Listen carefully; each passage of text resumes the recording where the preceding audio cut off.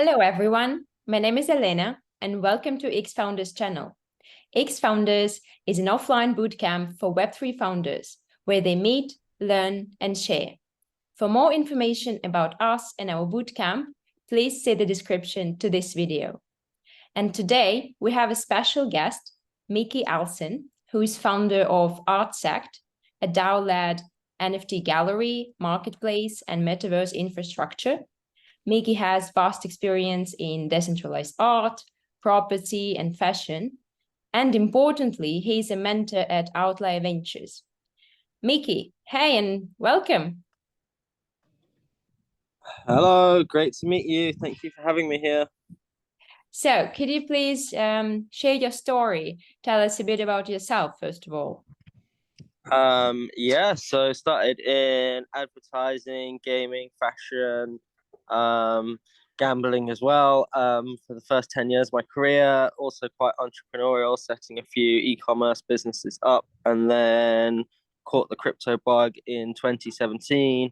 So I was investing, trading early, which led me to be very excited about DAOs. So in 2020, set up my property DAO, Yoga Box, aimed at nomadic travelers around London. And then we did Media Box and Arts Box, so our whole property DAO in 2020. And then set up the NFT gallery, DAO led immersive venture in 2021, just before the NFT hype.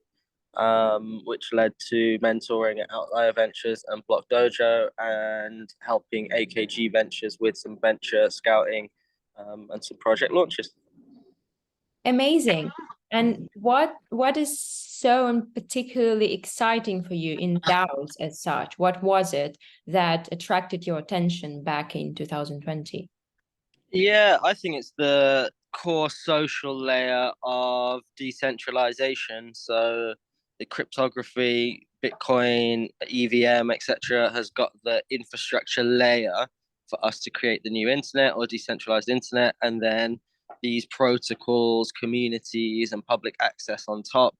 DAOs representing quite a good way to aggregate communities on the blockchain for me. So I really saw it as the next sociological community, company, or locality based way to roll out blockchain in practice. I see, I see. And how is decentralized governance organized in ArtSect now? So in ArtSect, we use a dual token holographic consensus mechanism, which sounds really, really complex, but it basically means you've got two NFTs, two tokens, the same as Cult DAO. So we have a council of NFT holders that has lots of experience and they set proposals, and then the token holders or future token holders will be allowed to vote on these proposals. So there's kind of like a two-tiered engagement system with the community and the NFTs. Do you have any particular plans to kind of improve the current governance model? What's on your mind? Yeah, so nothing's ever fixed yet, or has not been. So there's no like 100% successful DAO, and we're definitely continuing to roll out infrastructure and different elements. For us, we're really interested in the refi pools, DeFi pools, but regenerative pools, community-owned pools from the royalties in the marketplace attached to impact projects. So if people are selling different NFTs on our marketplace as a collective, we can invest or donate funds to different projects that we all collectively like. Okay, and also you have a different project at the same time, right? Regarding the properties. Could you tell us a bit about it and whether you managed to find any connections between the ArtSect and that property project? Yeah, lots of connections. So we set the property one up first, and it runs very well, kind of like a tokenized WeWork or Airbnb. So taking the model, if people could own, collectively organize these apps or app communities that we use. So started with our 3 rented properties in London, and we've had over 40 tenants now. They are all nice and happy. And we generally focused our communities on niches. So we started with yoga box, travelers, spiritual teachers, yoga teachers, etc. So cultivated a community there. Then media box focused on VR, tech, DeFi, incubation, like a co-working tech house, and then Arts Box, which turned into ArtSect. So the connection, I suppose, is that we've got a really rich pool of creatives in each different sector in the community already, and they enjoy and use the extra resources that we've got. So all these other buildings, the immersive gallery, art space, etc. So it leaves a really open um, realm for them to use the city, which is usually quite a closed off place in London. Everything's pay to play. Artists don't have enough money. So it kind of switches that model and gives everyone access. Yeah, I mean, it sounds super all-encompassing. And so, okay, with all this expertise in different segments of the Web3 space, you're now at Outlier Ventures as well, right? So could you tell us more about what exactly you're doing there and what mentorship actually means for Web3 founders at Outlier Ventures, at least? Pardon? At Outlier Ventures, I mean. So you're doing mentoring, right? Yes. Oh So yeah. What's the mentoring on the yeah, program? I Sorry. mean, what exactly you're doing, how exactly you're helping, and I mean, how can it help boost the growth of a startup from the very beginning? Yeah. So when you get funded by Outlier Ventures, I'm part of the team that helps you write different programs. I'm specifically on growth marketing, so I help with community, Mhm. strategic planning, branding, design. So all the Web 2 marketing plus any Web 3, Discord, Telegram, NFT-ish style launches. So train all of their funded projects there. Um, but then there's a whole bunch of programs around finance, tokenomics, etc. And essentially, the deal with them is that they take 7% for 150K, which may or may not be ideal for you as a founder. And then once you go through that program, then they assign us mentors to your project. Okay, I see. And how regularly do you communicate with each startup? They go through a 6 week program, so we're with them there very tightly, and then after the 6 week program, they get to pick us as specific mentors, and we can stay with them for the entirety of the project. All right. But Miki, how hard is it to get into Outlier Ventures? You definitely have to have like your MVP and a plan for revenue, a strong business plan, and it has to fit in with their investment thesis across the different base camps, either Polygon, um, Hedera, or a few others. So they have certain channels, DeFi, gaming, Web3, etc., that they want you to go into. Okay, but do you have any specific numbers in mind? Like what's the acceptance rate, more or less? Uh, Probably quite low. I think most venture firms are like 5 or 10%. I don't think they. I think lots of people apply. I don't have the specific figures, but there's thousands that apply, and maybe only 20 that get in per base camp. Well, 5-10% sounds well quite a large percent, to be honest, from our experience of talking to different accelerators. All right. I mean, if it's so, then I mean, there's so many chances right there. Okay.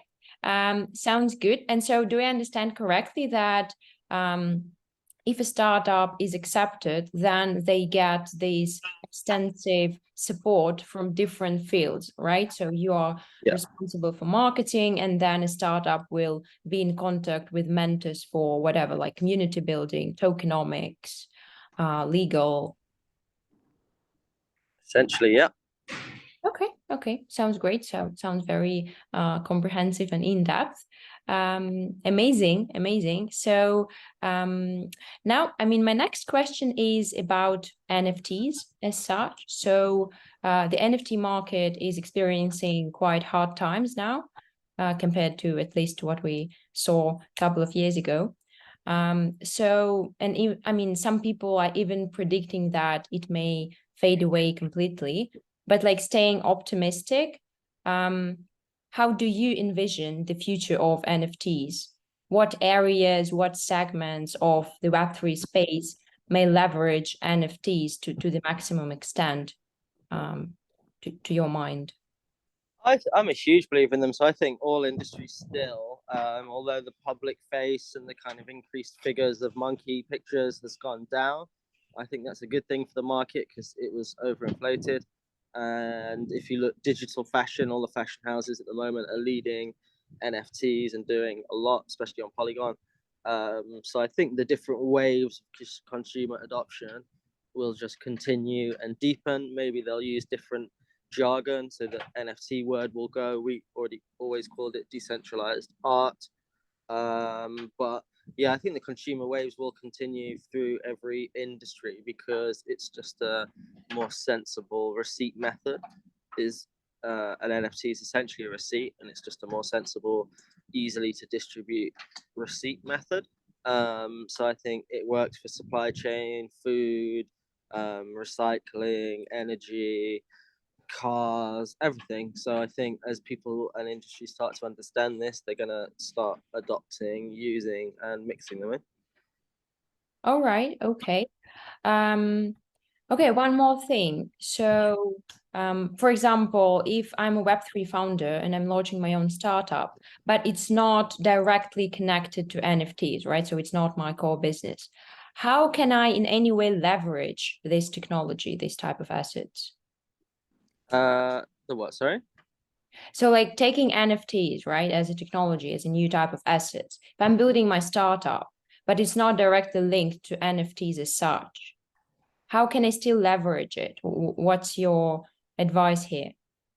So it'd be the ledger. Like if we're most businesses are like in the Web 2 lens are leveraging data, cookies, geolocation, some kind of tech element to scale their business and create, if you're a tech business, a bigger dividend or margin than your average thing. That's why everyone's doing tech businesses. And then if you look at the blockchain and the ledger, this is the easy to pull from data pool that Web3 people are suggesting we use. So you could pull analytics of people's already used NFTs. You could start to find partners in your industry who are offering on-chain data, which is lots in like the Oracle's, Chainlink, etc. So even if you had, for an example, in our property business, we're always looking for internet providers, utility providers, recycling,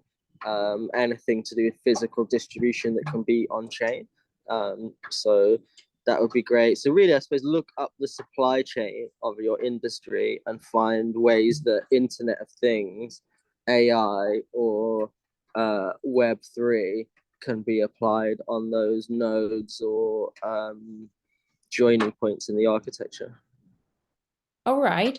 But okay, if I start doing it, what are the legal aspects that I should bear in mind working with NFTs? Uh, that's an interesting one. A lawyer will tell you their geographical standpoint. So if they're in Rome, they'll tell you what the Rome law said. If they're in the UK, they'll tell you what the UK said. If you're in America, they'll get upset about everything and call the SEC. But this doesn't make any of those necessarily true in the scope of humanity. So they can't get rid of Bitcoin. I spoke to the MakerDAO people, truly decentralized project. They're very confident about not being closed down whilst providing their £6 billion worth of stablecoin. So yeah, I think there's a really good entrepreneurial area to put growth and new foundations in there. So currently there's a lot of gaps and grey areas in the law. they are looking to find ways to adopt it and be good. So I'd be good and not do anything bad for the crypto industry, but definitely take entrepreneurial use of those spaces. Yeah, right. Yeah, I mean, obviously we should be up to date with everything that's happening in the regulatory field as well, which is essential. All right, Miki, and then just finalizing, given your large and extensive expertise in the field, what is the advice that you would give to early stage Web3 founders who are just kicking off in the Web3 space? I suppose have your research and definite belief in your idea, because you're going to have to roll with it for a while, and then just have good strength and determination and focus in rolling this out. When we set up the NFT gallery, not a single person had a clue what I was talking about for quite a while. People were just staring at me like, even before NFTs were monkey pictures, they were like, why would you do that in a physical space? And even, yeah, it takes a lot of education and determination. So I would, keep your focus. Okay, sounds like a very useful piece of advice. Okay, Miki, thank you very much for coming, joining us, and sharing your expertise. Wishing you a nice evening, and we keep in touch. Thank you very much. Amazing to meet you, and have a good day too.